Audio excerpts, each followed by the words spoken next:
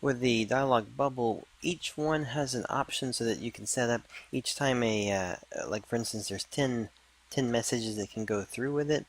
So you can set up and say, position this bubble in this spot, and then the next one, when it clicks to the next, it could be over on this spot. It could be scaled larger, smaller. The font can be different. The colors can be different. So there is a state where you're actually choosing how you want each one of the ones to come in. By default, what we're going to do is just start with the first one, and we're actually just going to make this enabled so that if the user drops it in, they'll have it available. But the other ones we're actually going to leave off. That way, if you make one message come in, it'll just come with the one message, it's done, and then it'll close for us. For the border color, I'm actually going to make this black going across here. The body color will leave white. The font color, let's go ahead and make this black as well. And this is really going to be kind of sculpted the way you want it to be, very specific to the title conversation that's going on, the information you're trying to get across. So there's a lot of play back and forth between this and build a game until you really get the right look and feel for it. The font type, size, offset, and all those, by default, this will start up in a good place for us, so we'll just leave it here. Typewriter effect, if you don't want one and you just want it to be an instant message, just turn it to 0. If you want it to be, for instance, this is 0.2 of a second, so it's going to be kind of a typewriter, slow text going across it.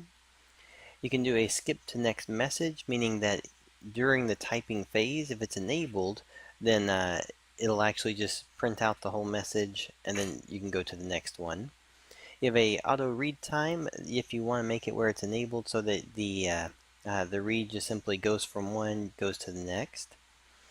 There is a line limit, so when you're working on your text, the bubble with the actual bubble, you can say specifically how many letters you want within it. That way, in case your shape for your background image changes, it may be like the balloons, which might have a different size or length to it, then you can be very specific as to how that looks.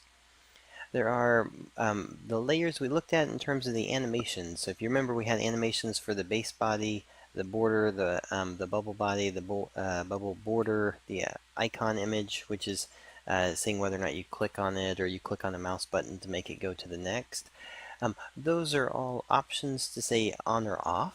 So if you have all of them on, all the layers that are available in the animations are going to show up for it.